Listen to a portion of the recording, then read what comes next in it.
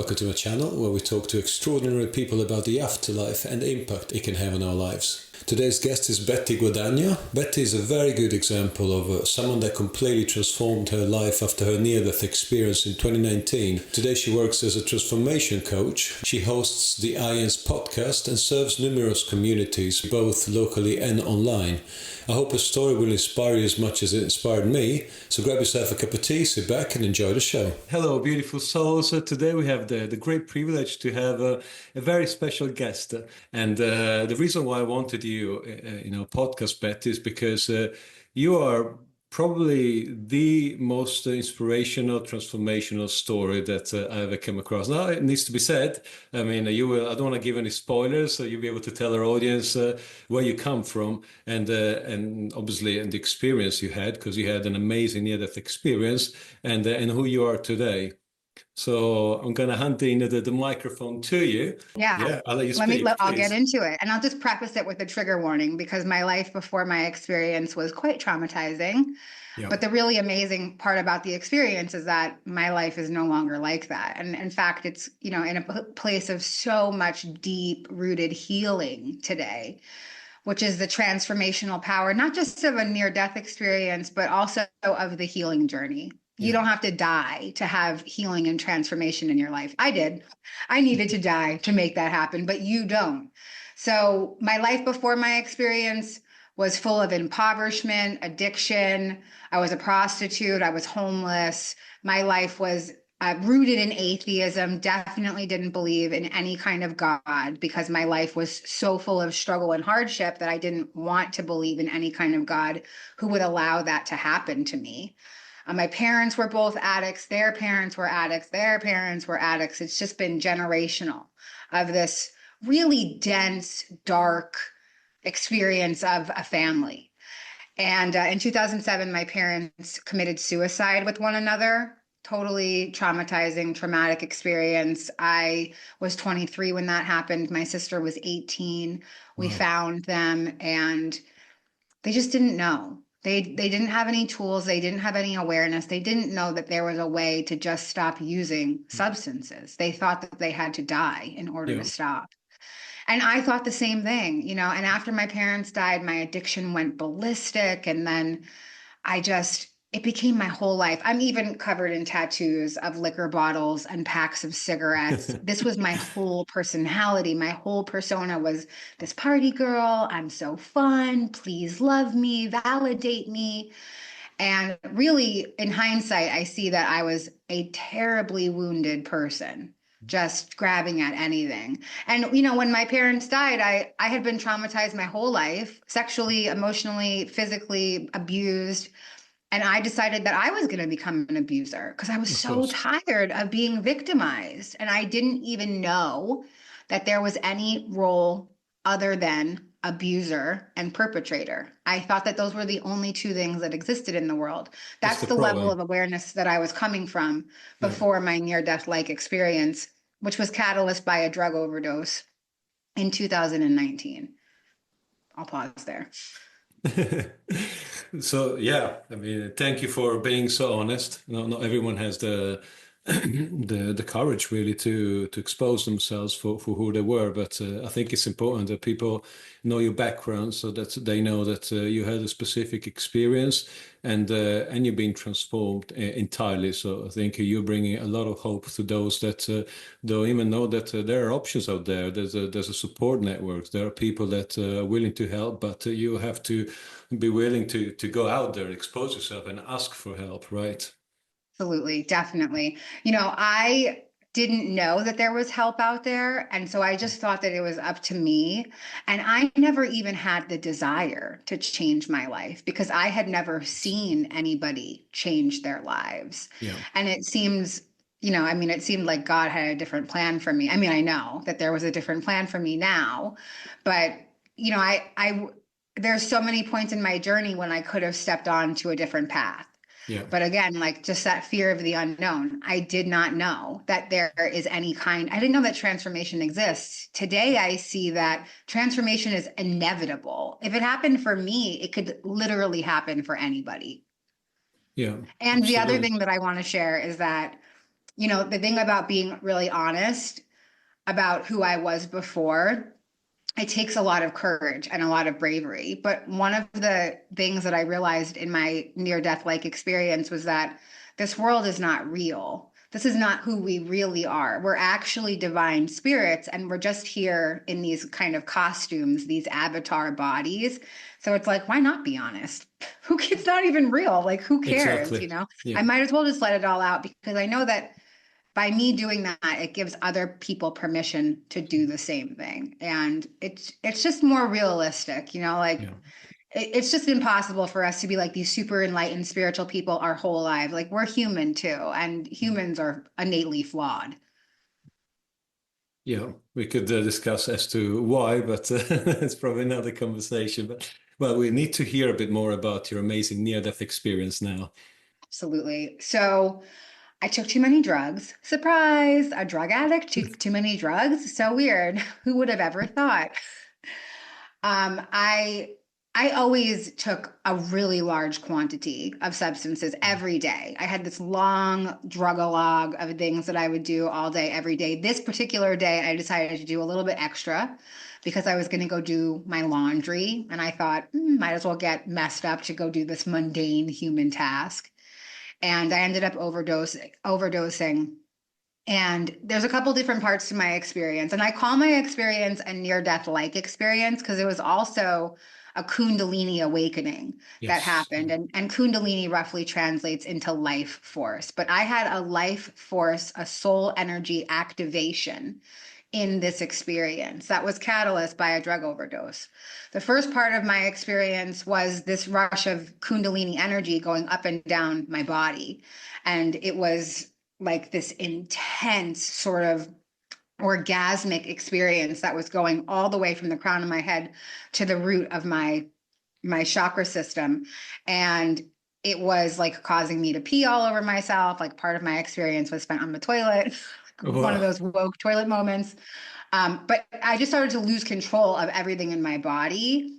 And it kind of was almost like a seizure-like experience that was happening to me. But it felt, when my spirit hit my third eye and my crown going up and down, as my crown chakra got hit, it blasted open and my spirit started to leave my body, stopped reacting, and just laid on my bathroom floor. And as my spirit left my body, I started to experience a life review. That was the first part of my Okay. experience. And, I shared, I am a traumatized person who maliciously traumatized other people. And so I started to experience that, and it did not feel good. I bet. The life review is very short. Everything is instantaneous. So Yeah. it's not like, okay, you did something wrong to somebody, you're going to suffer in eternity because of it. It was more just the experience of having my awareness go into that deep darkness, the pain that the other person was feeling as they were being abused, and then that malicious, really low energy that I was as the abuser. The next part, I started to experience what felt like every earth experience. I was experiencing things that did not happen to me in this lifetime. I know now that they happened to me in previous lifetimes. And I was also being shown the life review for the earth experience. I Wow. experienced childbirth in my life review, but I am not a person who's ever had a child in this lifetime. I experienced the death of a child in my life review. Again, not an experience that I've had, but I went into the awareness of every woman in my life who's lost a child. Wow. And it was agonizing. I mean, I don't have any words. That pain is Yeah. unbearable. It was like my skin was being ripped off of my body. It was so intense. And then I experienced my parents' suicide from their perspective. And that, again, the ocean of anguish that I was drowning in, it was the densest thing that you could ever imagine. It felt like my body was covered in concrete, like every cell was getting cut and covered in spikes and static. And it was so overwhelming. And I really understood what was going on with them in that moment when they made the decision to end their lives Yeah. together. The pain was so insane. And, a lot of people struggle with mental health issues, and maybe they've had suicidal ideation. And I was once in a support group and somebody said, do you ever closed your finger in a car door or like slammed it in the door? You know, that pain, and it's just so overwhelming. And you're like, oh my God, I would do anything to make this pain stop. That's the moment before suicide. That's the moment before the decision to carry out that action. I just want the pain to stop. I'm not thinking about the fact that I have kids, that I have parents, that I have a job, that I have a home. Absolutely. None of that comes into the awareness. It's just, I'm in pain. I need the pain to stop. And it was so overwhelming. And all that I could really put together was, okay, I'm seeing a lot of dead people, right? Like I'm seeing my dead cousins because of the children dying thing. Like that was what came into my mind, was my cousins who had passed away. I'm seeing my dead parents. So I must be dead. And I was like, damn, I'm dead. And death is not cool. It is really terrible. I feel so terrible. And I just thought, okay, this is it. I died and now I'm in hell and I'm dead. And then I started to hear these masculine voices, and one of them was my father. And so I really trusted the voice. And he just kept saying to me, you are worthy of all the love in the universe. You are worthy of all the love in the universe. And so I started to follow his voice, and that's when I was guided into the light. And man, that was such a different experience. And when you think about the scale of consciousness, at the bottom is fear, grief, lack, loss. The top of it is unconditional love, peace, serenity, joy, happiness, excitement. And that was what it felt like happened. I went from the bowels of the lowest part of the scale of consciousness and ascended all the way up to the top, where I experienced the most amazing sense of reunion. Wow. I was home. And bliss and joy and light, and everything was just divine white light. And the images that were coming to my mind were just coming from my mind's eye. Like there was nothing physically to see, but my mind was constructing a scene around me. And the first part of my experience, I was on a spaceship, or I don't know if it was a spaceship, but like that's where my awareness was taking me. And there was a commander in the center of the ship, and it felt like a Christ energy, a Krishna energy, a Buddha energy, source energy. It doesn't matter what mythology you go with, like it's all the same thing. This higher consciousness was in the center, and there was thousands of souls all around me, and I was a soul as well, just in my light body. So no human characteristics, just the soul in the shape of a human body. But just light.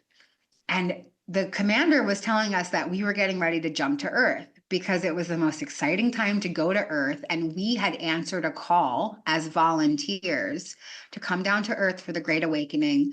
We were going to be part of this epic shift in consciousness, and everybody was stoked. I mean, like, you know, like you could feel their energy just beaming off of them, like, you know, hurrah, you know, Earth, let's go.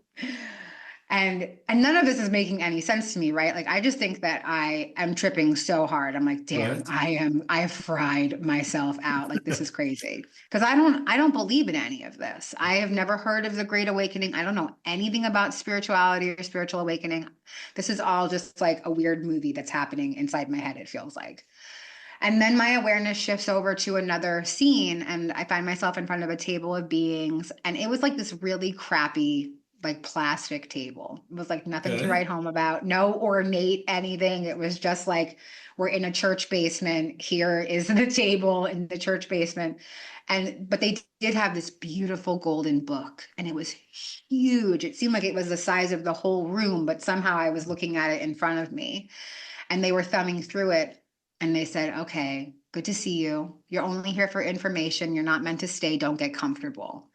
And I was like, you guys aren't talking to me, right? Because I don't know where I am, but this place is groovy, and I am definitely staying. I was like, I am definitely staying here. And they just kept thumbing through the book, and they just kept saying, no, you're not staying. You're just here for information. And I was like, there's no way that I'm leaving. That's it, you know? And so then they ushered me over to my quote unquote information. And I found myself with a man. He was wearing a plaid blazer and a fedora. And he said, we're going to pick your life. And he had this big empty grocery cart And he took me through this gigantic grocery store, and lining the walls of the grocery store aisles were these giant cereal boxes, like family size cereal boxes, huge. And every cereal box had a life experience on it. And he said, pick your life. And my soul had this awareness that I was going to Earth for the Great Awakening. So I had to pick nearly everything to experience, because consciousness is about to transform. This is your last opportunity to experience these things. Wow. So I start grabbing everything. I'm like, oh, let's try poverty. Let's try dereliction. Prostitution seems like it might be cool. Let's try that. Let's get like, addiction in there. Let's get abusive family, sexual trauma. Yeah, let's take that. That sounds okay. We could do that. And then there were things in the cart that I hadn't done in my life yet. Like there was a box for recovery. There was a box for spiritual awakening. There was a box for being an author and being a teacher. But none of those things had happened, so it didn't make any sense to me. And, like the one story that there's so many parts to this grocery store experience, but the one that I always think is really important to highlight is that I picked a box that said childhood sexual trauma on it. Why would a soul do that? I don't have a great answer. But when the box came out, a little orb of light came out with the box. And that orb of light was the essence of the soul of the man who molested me when I was a small child. And we came orb to orb with each other and came into contract. And I saw that in a previous life, I had been his abuser in that capacity. And it was because we loved each other so much. As souls, we loved each other so much that we were going to play these really instrumental roles in each other's lives. And when you think about an experience like that in hindsight, this is my most epic lesson in forgiveness. This is a person that I have to forgive. I felt victimized by this man my whole life. I carried that with me. And so he is my greatest teacher in forgiveness, because if I can do that, I can do anything. So that was like a beautiful moment of victory for me, because I felt my victim mentality crack off of me. It totally disappeared. I was like, whoa, I'm not a victim. I'm a creator. I'm a creator with God. This is incredible. I am divine. And I found myself back in front of the table of beings, and I was like, kind of manic. I was like, this information is so cool. Thank you so much. And I was really hyped, and I was like, I'm still not going to go back to Earth, but like, good stuff. Good. This is great. I really like this a lot. And they were like, you are going back. And I transformed into a small child, and I threw a tantrum. And it was like hands and feet kicking on the ground. No, you can't make me go back. I will not go back. Don't make me go back. And I said, you guys don't tell us what Earth is actually like. Right. It is brutal. I cannot go back there. And they said, you say that every time that you come back. You say the same thing, and then you still go back. And I was like, I don't think so. I don't know. And they said, well, listen, if you don't want to go back into the body that you just came from, we'll give you a new body to go back into. And then they showed me the baby that I would be reborn into, and everything about her, that she was going to take my grocery cart. And then she had, the family was picked for her that it could align with the lessons in the cart. And, she had even deeper levels of societal adversity because of the family line that she was being born into. And I just thought, I cannot start from zero. I cannot go through all of this all over again. There's no way. And so I said, if these are really my only choices, and you guys will not let me just stay here and like watch the show from up here, then I will go back into the body that I just came from. But I want you to know that she is broken. There will be no way to finish the mission because she is so destroyed. And they just kind of laughed at me a little bit. And they said, listen, the first part of your life was boot camp. Nobody likes boot camp, right? Like you're doing 1,000 push-ups, your face is in the mud, it's raining, there's some bald guy yelling at you, like it's crazy. They said the second half of your life is going to be carrying out your mission. You're going to have a team with you. You're going to have an ethereal team. You're going to have a physical team. You're going to have teachers, mentors, soulmates, kindred spirits, communities. You are going to be set up to succeed. Trust us. And I was like, I do not trust you guys. okay, I have like literally no reason to trust you. Peace. And then I found myself back in my body on my bathroom floor. And I just thought that it was drug-induced psychosis. I was like, damn, that was the craziest thing I've ever experienced. All right, going back to, smoking meth and shooting heroin, just going back to my regular life. I just didn't even think anything of it. And yeah, that's the bulk of my experience. Well, thank you, but it's quite an experience. Thank you for sharing. Wow, so much to unpack here. Well, first of all, something that this is not, I think, researched enough. It sounds like you had encounters with entities in the other realm, which seem to have to retain some human features, so to speak, and the same as you say that you did a tantrum as a soul. So I can imagine this soul that just kicks and says, "No, this is complaining about the situation we're in." So it seems to me that we are retaining a lot of what makes us human, even in the next state. Would that be a fair statement? I've thought about this a lot. And so the way to conceptualize it, or the way that I see it now, is that my human consciousness came with me into a realm of higher consciousness.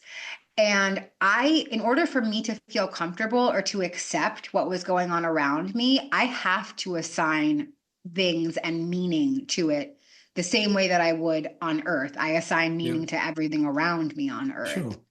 So because at one point in my experience, I was seeing souls as just orbs, just like small circles of light. But in the beginning of my experience, I was seeing them in the shape of a human, but just light with like no facial features. So I think that as I started to go deeper into the experience, I was able to let go of some of the constructs of what I believe makes an individual personality. But even when you get deeper into the universal laws and you think about the law of oneness, how can I perceive myself as an individual soul? I'm not. I'm part of the whole. But again, I think that there's kind of like a hierarchy to the understanding. I can't just, some Okay. people do blast just straight into the oneness. And I definitely did have that unity experience as well. But for me, the layering into it made it much more digestible when I started to believe that my experience was a real one. Yeah. So this idea of unity, obviously, it's very recurrent in NDE stories. The problem that we face as human beings, obviously, we are accustomed to the separatedness of everything. So, what would you say to someone who has not had a direct experience like yourself to try and come to terms with the idea of unity? Because I like the idea that perhaps we're all, I love this analogy, right? We're all little drops of the ocean that at the end where we go back to the same ocean, and the ocean is made up of this whole.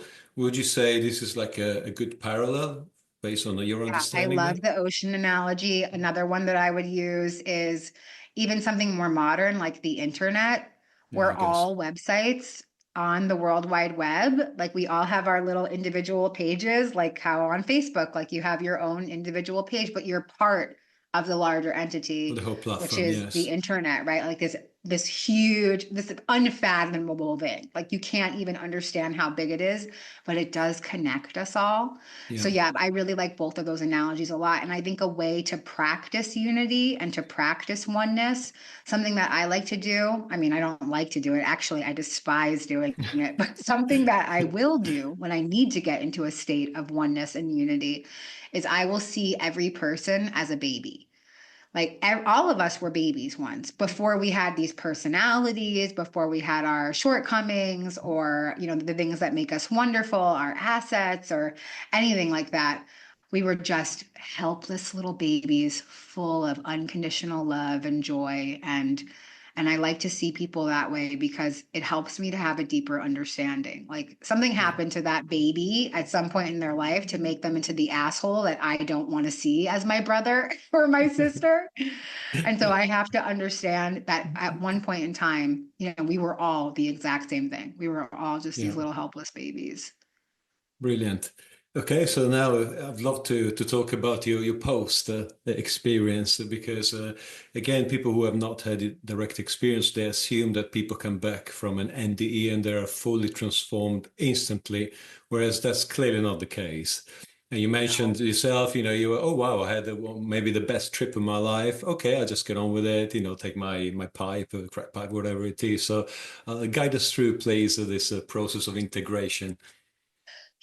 Oh man, integration. Woo.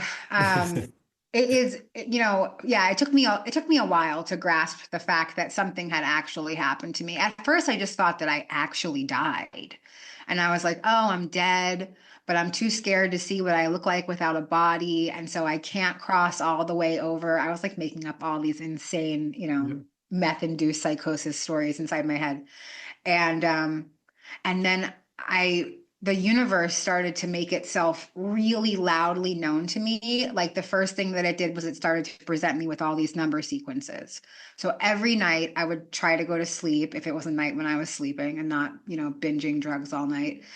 But 222, I'd get woken up and I'm like, what the hell? Oh, And then I go back to sleep. 333, woken up again. And I'm like, this is crazy. Like, what is this? And I'm Googling everything because I don't know anything about this stuff.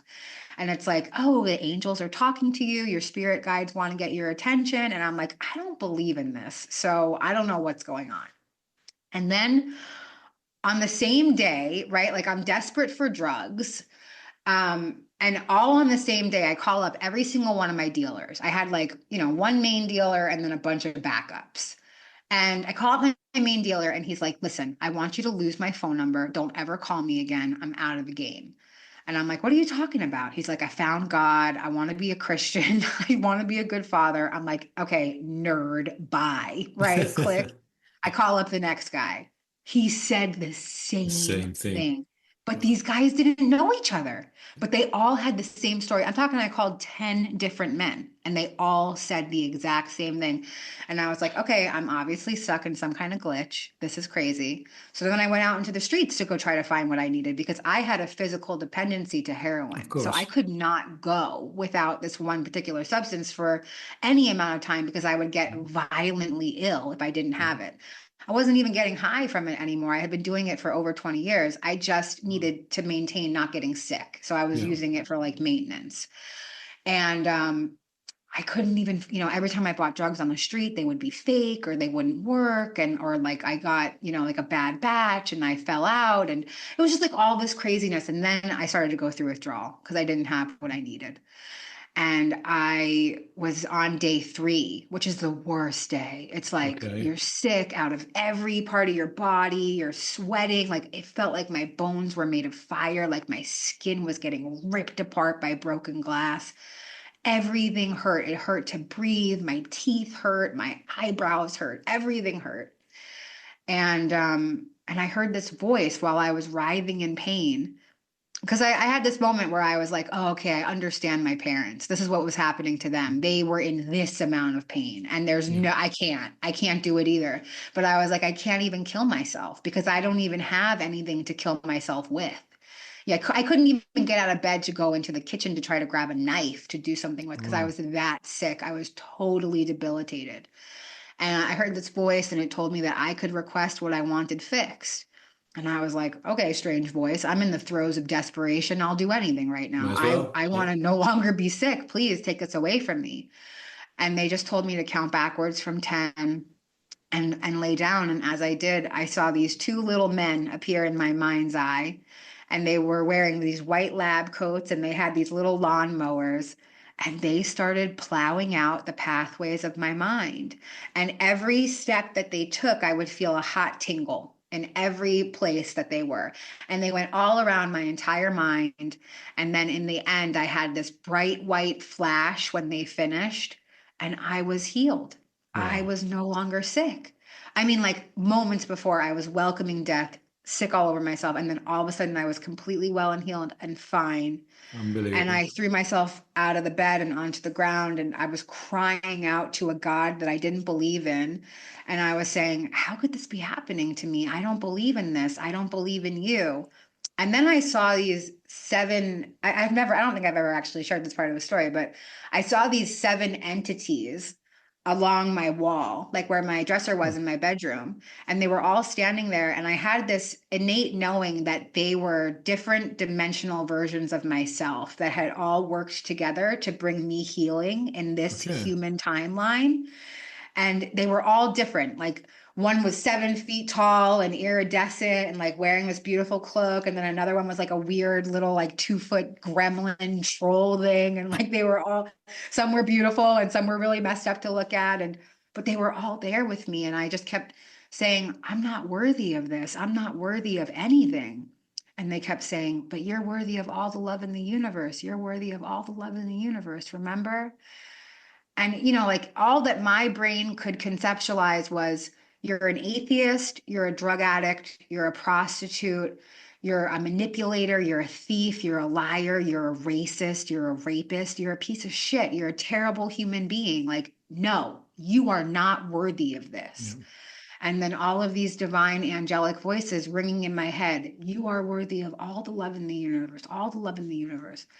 And so after that experience, obviously, I thought I was the next coming of Christ. I was like, hey, y'all, I'm Jesus. Nice to meet you. And I had this insane, these delusions of grandeur because I had been part of a miracle. I was like, oh my God, miracles exist and I am one. And now I'm going to give miracles to everybody else. And I didn't know anything about Jesus. I went to a local pharmacy and I stole a Bible. I was like, I'm going to learn all about Jesus. And like, I stole a Bible. I could have just went to a church and got one for free, but I was a thief. So I stole a Bible and I kept opening it up to random pages to see what it would say to me. And, I think the first thing that I saw was this verse about why worry about a log in your brother's eye? No, why worry about a speck in your brother's eye when there's a log in your own? Meaning like, why am I worried about healing other people when I am a hot mess and need a lot of healing myself? And then another verse was about how the birds don't want for anything. Like, you don't have to worry about anything. God's got you. You don't have to worry about your shelter, your food, your clothing, nothing. God's got you. And I was like, God doesn't have me. I don't even know God. And then my world started to really just get full of synchronicities. It was like a whole tornado of synchronicities and miracles. And I found myself in a 12-step fellowship meeting. And when this was all happening to me, I looked crazy. Like there's some before and after pictures on my social media that people can check out. Yeah, it's nuts. Like it's a totally different person, but I was missing most of my teeth. I'm happy for spiritual awakening, helping me buy some teeth in my life. My skin was full of holes from picking myself, like thinking that there was bugs inside my skin from being so strung out on drugs. I was really skinny. My skin was gray. My eyes were dead. And I walked into this women's meeting and they could tell that I was new because I looked crazy.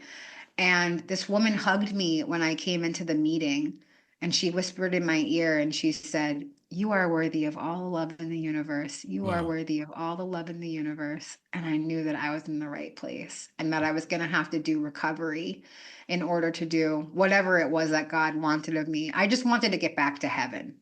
I just wanted to go back to heaven and not have to deal with any human life. And so what I was understanding was you have to stop using drugs to get back to heaven. Yeah.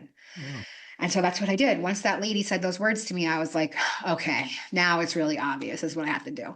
And then I went into a long-term rehab and I stayed in treatment, inpatient treatment for 1.5 years. And that's where I learned how to use my mind. I learned how to use my spiritual gifts. I learned how to educate myself again because I didn't have any kind of vocabulary before my experience. This has all come post my experience. Mm-hmm. Before my experience, I didn't need to use my mind for anything. I just would talk about this long laundry list of drugs that I used and how much money it cost to be with me. And I didn't need to use my mind for anything else. And so today I've learned how to re-educate myself, transform, ascend, inspire, heal, all of these really incredible things. And it's the catalyst to it was all of those experiences for sure. Yeah. Yeah, just to create some context, Betty, she's the event coordinator and podcast host for IANDS, the International Association for Near-Death Studies, which I'm also part of. She's also an amazing transformation coach, which I had the chance, privilege to take advantage of. And I will leave all the details for people to reach you on, so I would highly recommend everyone who's interested in work with Betty, please get in touch. All right, so I've got a list of questions here, of course, and I mean, you learn so much, and people can learn so much from an experience like that. Well, what's the biggest lesson that you've learned from your near-death experience? Biggest lesson for me is that there's no such thing as condemnation. So I could have come back and kept living my life the way that I was. I mean, except that the universe really stepped in. But I could go back to using drugs right now if I wanted Sure. to. And I would still make it to heaven after this life is complete. Yes. But the reason why I live my life in a spiritually led way today is because it feels better. The Yeah. high that I was chasing using substances, that hole that I was trying to fill inside of me with men and food and drugs and alcohol and all of these like, negative coping strategies, I get that fulfillment from my connection to the divine. Of And course. that's something that I can do in total awareness. I don't need anything to medicate or sedate me. Yeah. I don't need a drug to get me into that connection today. I have a conscious connection with God. And if I have one, everybody does. Okay, everybody. Absolutely. But yeah, number one lesson, there's no such thing as condemnation, and that your thoughts shape your reality. Yeah. I guess that's the definition of getting higher on your own supply, right? And I think, I don't know if this helps some of the viewers out here, but one of the first things they taught us at yoga is actually that if you do have a bad habit, the best way to get rid of it is to replace it with a good habit. And that's Absolutely. really So the like only for way. me, yeah, I love that. For me, instead of doing drugs, I make 12-step meetings. Or instead of doing drugs every day, I do an act of service for another Yeah. person every day, or an act of service to myself every day. Yeah. And we're still getting high, right? So that's brilliant. Okay, well, so this is probably a question for the skeptics out there. So what do you think people who have not had a near-death experience can do to start to come to terms with the notion of an afterlife? So I think that everybody's on their own journey. If you don't want to believe in an afterlife, you don't have to. I believe that you're still going to make it there. I mean, Yeah. as a skeptic myself, I was a person who did not believe in any of this. And it's not even as if I could have heard it somewhere and then it made my experience that way, because I had never heard about anything like this. I had never heard of a near-death experience or anything Wow. like that. Um, I think that heaven is now, like I the like that. Yeah. afterlife is cool. Thinking about heaven is cool, but heaven is actually in the present moment. So I don't have to wait for an afterlife to achieve fulfillment, enlightenment, or connection to God. I can do that right now just by Yeah. staying present, counting my fingers and my toes. So I would say this: if your belief system makes you happy and it fulfills you, keep going with it. Go. Don't let Yeah. anybody tell you anything about nothing. Okay. But if you feel like there's something missing in your life, just exercising the spiritual principle of open mindedness can be really super transformational. Just be open to possibilities. For me, I let the universe talk to me and tell me what's next. The things that I believed when I came back from my experience are not the same things that I believe today. Like after I started to integrate the experience in the beginning, after the miracles happened, I thought that I was supposed to be an evangelical Christian. I started going to like Baptist churches and evangelical churches, and I was like singing and dancing and praising Jesus.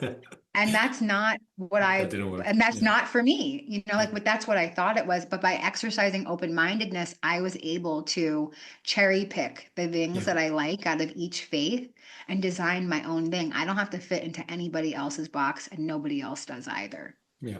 And if you don't try these things, you'll never know, really. So it's part of the process, I guess, right? Yeah. And you can just Yeah. go back to the way that you were thinking before. Like try something new. If it feels better, cool, groovy, keep it. If it doesn't, go back to your misery. Like it's still waiting for you right there, That's right. And I mean, one of the changes that it seems obvious for us who have studied these topics for a while now, but people don't seem to perhaps grasp the significance. So would you say it's a fair statement to say that before the experience, you didn't used to believe in life after death, whereas now you're no longer afraid of it? Oh, absolutely. I didn't believe in anything. In fact, I was pretty staunch about my atheism. And as smart as I could try to sound with a head full of drugs, I did have some kind of small philosophical rant when Of people would course. bring up the idea of God or an afterlife or anything like that. And, you know, I think a big part of that was my parents' death because obviously, like you hear so many things, right? People say people who commit suicide go to hell. And so if I believed in an afterlife, I was going to have to believe what all these people were saying, that my parents were in hell. And I could not imagine my parents suffering their whole human lives and then having to suffer for all of eternity as well. And so I just decided to believe in nothing. And so it was my very deep rooted belief Yeah. that after you die, it's just eternal darkness, like you don't exist, nothing exists, and your body decays, and that's it. Yeah. Well, one question that perhaps no one has asked you before is a bit personal, so obviously you're more than welcome not to answer. But so people don't know that, and I find still this astounding, that Betty has a very atheist boyfriend. Is that correct? And I do. and people may know this piece of stats. Usually within, I think, a few years, the divorce rates between NDErs and their previous partners are quite high. I think around 75%. So I'd love to know how you guys reconcile those differences. Yeah. So my partner is somebody that I met years after my experience. Okay, okay, I yeah. think at first when I met him, I was like, ooh, I'm going to change his mind and it's going to be so amazing. And he's going to believe in God and angels and guides. But after a while, I realized that I need him to be my grounding human experience. I am immersed in spiritual communities. I mean, I have multiple spiritual communities. I have an in person community in New York City where I live. I have tons of virtual communities that I'm a part of. I'm a part of IANDS, the International Association for Near Death Studies. I spend all day in elevated conversations. I need somebody to anchor me back to my Exactly, the roots. human Yeah, experience. So that's what he is for me. He is my anchor yeah, to enjoy my human life because I can conceptualize stuff about eternity and heaven and angels and guides all day. I could never get enough of talking about this stuff. I love it. It lights me up. But at the end of the day, I still have to be a human. So I you need to be can't a just spend reminder. all day. Yeah. Yeah. Would you say that in the same way that he's your anchor, you are his, I wouldn't know what part, his little cloud? Maybe. It's so funny because he's opened up his awareness to manifesting. We just Okay. manifested a new apartment for Yeah. ourselves. And so, like the law of attraction, right, is a universal law. And there's so many other universal laws too that can be implemented in the human experience. So, I see little cracks and openings, but and I also see how damaging trauma can be and how it Yeah. can make you not believe in more or fear, but that's what I mean, like, oh God, I hope he doesn't watch this. He's like, why are you talking shit about me online? No, you know. He doesn't watch them. He supports me. And what he said when we first started dating, he was like, I believe that you believe, and that's enough. I see that it brings you a lot of joy, and that's enough. And he has his own things too, and we get to come together in communion with certain things. It just happens to not be this particular subject, but he supports me 100% on my journey, That's my brilliant. vision for my future, my career when it comes to teaching about this kind of stuff. So that's really all that I could ask for. Yeah.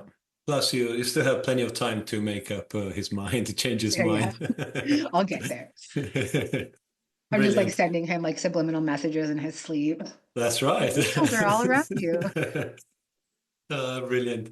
So this is a question for both NDErs and also those that may have had some sort of realizations, like myself. I've had to study the hard way, so to speak. I didn't have the direct experience, nor would I want one, because again, people, including my son, they assume, oh, I can't wait to have one, so that would open up my mind entirely. But they obviously don't know what this implies. So I'm not saying anyone should have one. And there are many ways, like you mentioned earlier, that we can get there without having to have the direct experience.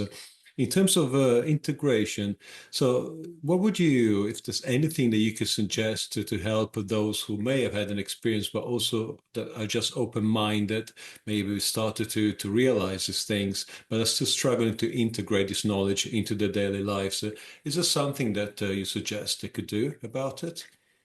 Yeah, it's a great question. I don't think that it's one size fits all, Of right? So, course. like, if this resonates with you, take it. If it Yeah. doesn't, leave it behind. I'm going to tell you what worked for me. Number Yeah. one, I started to educate myself almost to the point of exhaustion, this That's the only way. insatiable thirst for knowledge, right? Yeah. Devouring every book that I can get my hands on, watching every video, every piece of content, and deciding where it was that I wanted to go, which can also be dangerous because you can go down a rabbit hole and just True. get totally swept away. Yeah. So remembering to bring yourself anchored back into the earth experience. I think the number one message for integration is to remember you are here to have a human experience. You can be spiritual and be human. So, like I feel I like love so that. many experiencers, they come back from their experience and they're like, get me off of this fucking ghetto planet. I want to go back to heaven. This place sucks. But the thing is that your soul spent lifetimes preparing for you to be here right now. This really is the most exciting time to be on earth. We are in the midst of transformation. Don't leave 5 minutes before the miracle. Like, hang on. Like, it's actually not that bad here. Another tool for integration that worked for me was changing my diet. I eat incredibly clean because it's something that makes my body feel better. It makes me feel more connected. And again, it's not one size fits all. I know psychics that eat McDonald's every day. That Oh, doesn't work for me. But yeah, so I'm a gluten-free, sugar-free vegan. I have like all of this space for the energy of the universe to come into my body because it's clean and I exercise regularly. I drink tons of water. I fill myself with spiritual information. And this doesn't mean that I'm perfect, right? Like, this is what I of course. strive for each day. Yeah. Sometimes I binge scroll on TikTok for 4 hours and I'm like, what am I doing with my life? This is crazy. But like if I can begin my day and end my day in a space of spirituality, then I've done a great job. What happens in between is the universe's opportunity to show me things and for me to Yeah. exercise my free will.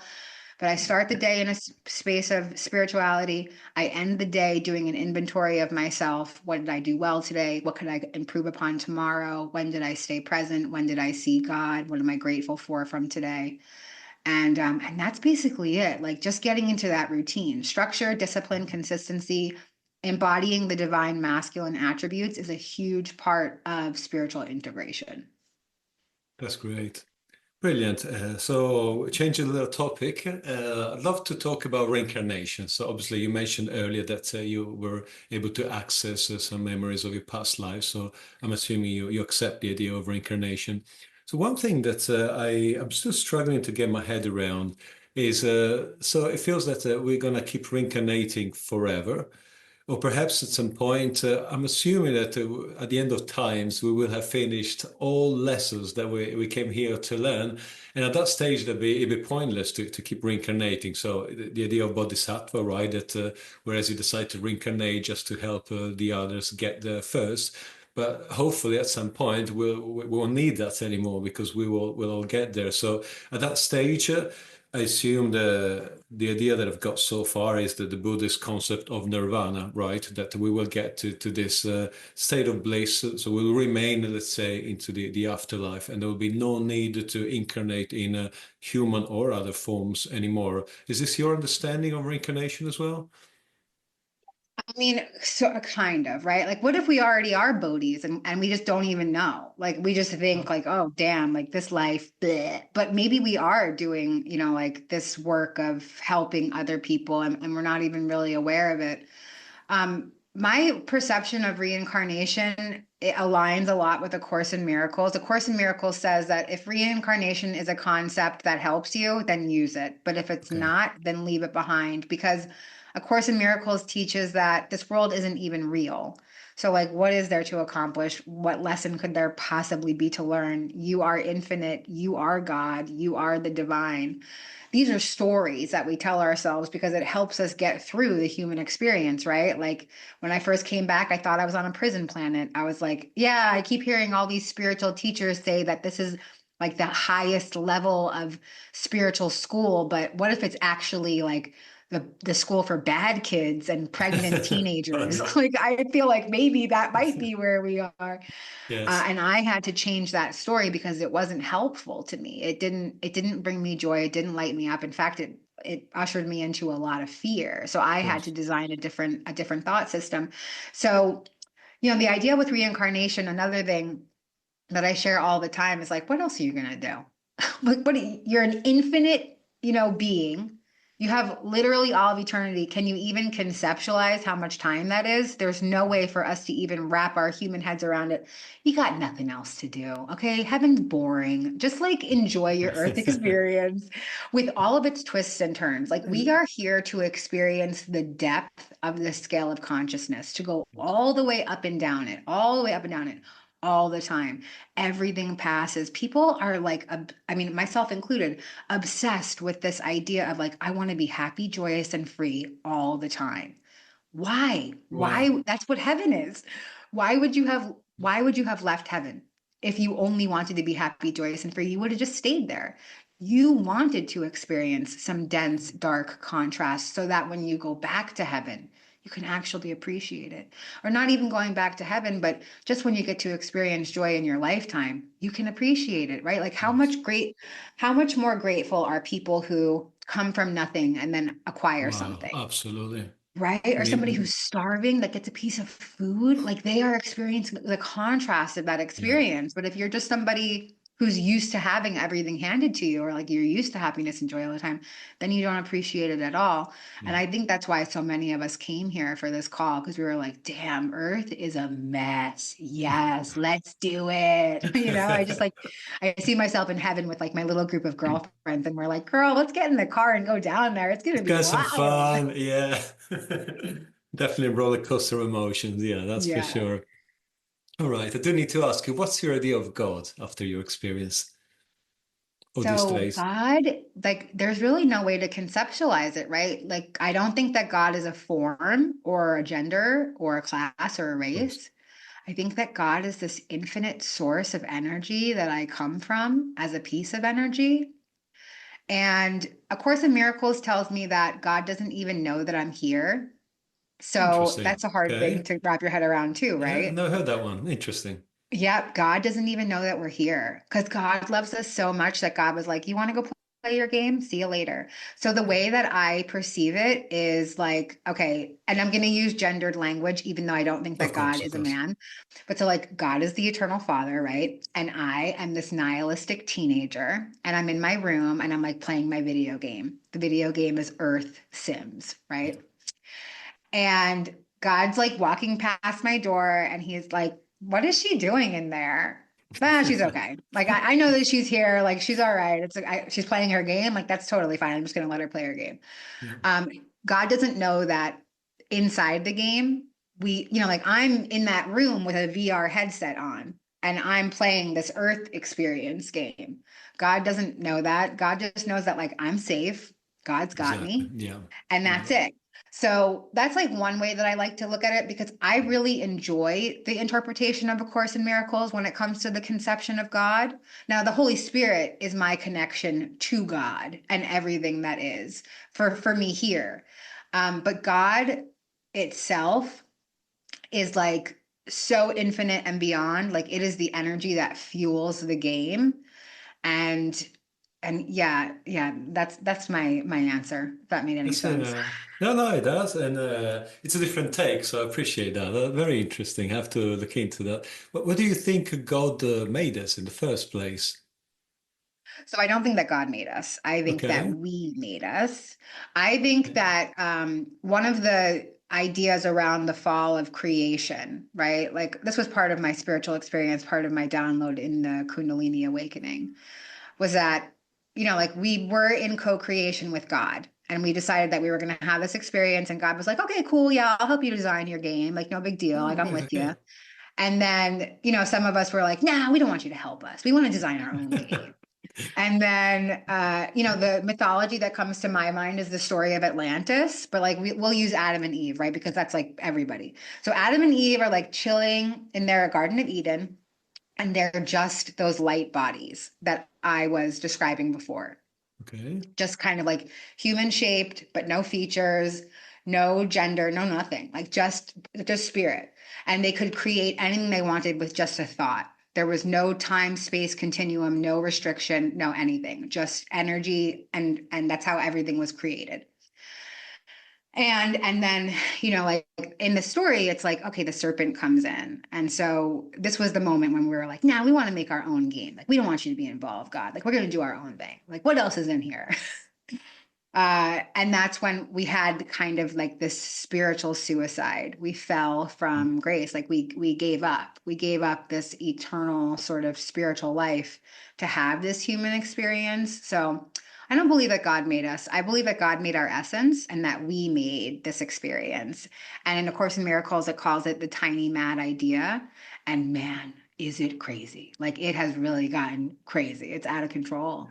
But the cool thing about that is that the end is the beginning is the end. Everything is always working out in this beautiful infinity loop, and nothing can harm us. Nothing, because this is not who we really are. These human bodies are nothing. They're nothing. Like who we really are is infinite, divine. We're already in heaven. We're just thinking that we're having this experience. It's so bizarre. It's so cool. We're just having this dream, this call it learning long vacation, 100 years as long as it takes, which it's actually a relatively short amount of time, and then of course we'll go back to where we come from and start all over again, hopefully a bit wiser. Yeah, and yeah. Brilliant. And we talked about the soul plan. I think you used how do you use to call it, the pre-birth Rebirth plan. pre-birth plan. And again, something I'm still struggling to get my head around then. So at which point then do we have free will? Or, if there's a plan behind all of this? Yeah, absolutely. So the conception of pre-birth plan, what does that mean? Have I planned every bowel movement in my life? Do I know every time that I'm going to puke? No, that's not what pre-birth planning is about. Pre-birth planning is about plotting out the major plot points of your experience. That means the partners in your life, your children, your family, your parents, major markers. So, and then everything in between that, everything in between those plot points is where you exercise your free will. So, like some of my major plot points were addiction, recovery, spiritual awakening. Now, I had lots of opportunities to get out of the addiction life lesson. Like the first time I ever went to rehab, I was 18 years old. Wow. And I was like, oh, I'm not staying. What am I? I'm never going to have a glass of champagne on my birthday. Crazy. But I could have jumped into the life experience of recovery right then at 18. I could have been done with the addiction, hopped into recovery. I would have had a spiritual awakening at a really young age because I would have worked the 12 steps in a 12-step program and experienced the spiritual awakening as a result, because that's the promise of the 12th step. And then I could have gone into being a teacher and an author, and I could have done all that stuff then. But I was ignoring the internal GPS that was saying, turn around, stop, make a U-turn, don't go that way, stop. And I was like, nah, I'm just going to keep going. And then my plot points of addiction, recovery, and spiritual awakening all compounded on top of each other. And it all happened in one experience because I was out of time to have like a regular way of doing it. Like this was the end time for me. I had to do it now. Again, because of the Great Awakening, because of my life's mission, and because, this is the lifetime where we all get to experience our highest timeline. Yeah. Let's talk about this great awakening because, you know, we had a few chats about it in the past. I truly believe that since the 70s, something really big started, you know, with the invention of the defibrillator and CPR for the first time in history. As you know, we had a lot of people coming back from the dead. Many of these, after years and years of integration, decided to come out and share these experiences that only a few had in the past, you know, and but there are so many accounts in history of near-death experiences. It's just that there weren't as many. Whereas now, for the first time, science is able to, you know, to take a bigger, you know, number of, you know, data points and finally be able to connect the dots, which I think is amazingly exciting. So, I think I need to ask whether if you feel that society is slowly heading towards the direction of call it, I don't know, like a mass awareness in which, in the same way that we all accept, actually, it's not even true, that most of us accept that the earth is round, because we always need to have those exceptions, right? Thank you, flat earthers, for reminding us how silly people can be. You know, do you feel that in the next decades to come, we will get to the point that society as a whole, as I say, not everyone, but most of us will accept that there is life after death, and will integrate this finally into everything we do in the, you know, the medical system, in the government, in business, right? Where do you see society heading towards? I think that there is going to be a mass awakening. And, you know, like, so here's my new kind of conception around the Great Awakening, which Great Awakening, I absolutely 1000% have a knowing of. You know, like I don't have a belief of it. I know it. I Yeah. mean, I can see it in individual people because it's about going from third dimensional thought to fifth dimensional thought, but everything is thought, right? Like even the thought that we have a body is a thought, and it's coming from the one mind. So, third dimensional thinking is ego centered thinking. Fifth dimensional thinking is spirit centered thinking. Now, people experience those two different realities at different times throughout the day. You Mhm. know, like some people are only in third dimensional thinking, and maybe they don't have any access to a spirit centered thought throughout their day. Maybe their life is about struggle and hardship, and they don't even have an opportunity to see things that Of way. course. And then some people are super spiritual, right? Like monks in the mountains, and they don't have any ego centered thoughts. So, this transformational time is about finding the balance between those things. So, like, you look at a person's life like yours or mine, where like we go back and forth between those thought systems. Well, I won't claim truth for you. Me, I go back and forth between those thought systems throughout the day because I'm a regular human. I'm a regular human being who's had, you know, extraordinary experiences in my life, but I'm still a conditioned human. My default computer programming is to be self centered. That's the whole point of the human experience. Yeah. So it's up to me to vigilantly reprogram my computer system into a spirit centered thought system. So, you know, like I have 3 jobs, they're all spirit centered. I spend all my other time in service. Somebody was asking me about my hobbies the other day. I was like, I go and be of service to other people. That's like what I actually enjoy doing. Like I don't have anything else. Like I really love that. So I think that everybody is going to experience that shift. If a homeless crackhead experienced a shift like that, Donald Trump is going to have an experience like that. You know, like Wow. every person. That's literally my prophecy. I think that What a Donald world it Trump is would going to be. have a near-death experience, and he's going to have a spiritual awakening. That's my Well, there you go. prophecy. We've got it here in public record, so we'll have to see. Yes. That's great. We'll cut this video together when it happens. But I really do think that. I think that everybody is going to undergo a huge spiritual transformation. And that's why it's so important for those of us who are already in that space to share about our knowledge, because people Yes, are going to find our videos when they need them. Like this perfect exactly. video is going to pop up and somebody's going to go, oh my God, they're reading my mind. That's exactly what I needed to hear. That's my question. Oh my God, how does he know my question?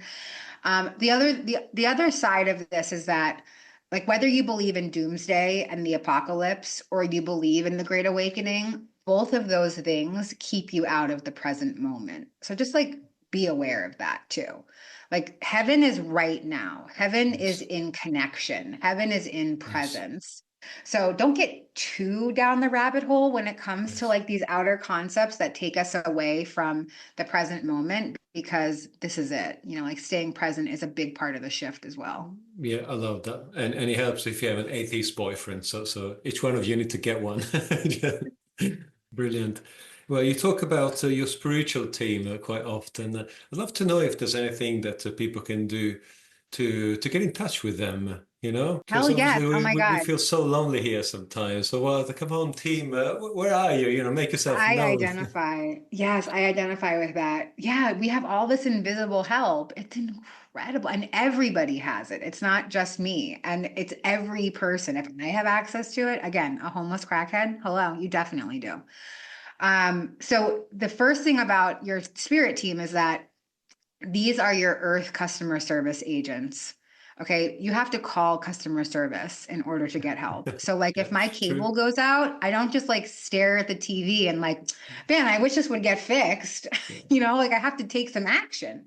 So I have to call customer service. And sometimes I'm on hold for a really long time and I get super Interesting. frustrated and impatient. Yeah, Sometimes there's a language barrier. I'm talking to somebody, I can't understand anything they're true. saying. They can't understand me. Sometimes I get the wrong department. They can't help me at all, and I have to do the phone call all over again. So it's the same thing, right? A lot of it is imagination and intuition. You have to trust yourself when it comes to this and start designing. Get back into that inner child state of mind when you used imagination for everything. You could have a cardboard box and be like, this is a castle, I am a queen. And like you believed it for that time, amount of time that you were playing. Do the same thing when it comes to designing your team. So I have a team of 12 individuals that help Wow. me out, and they each have a different assignment.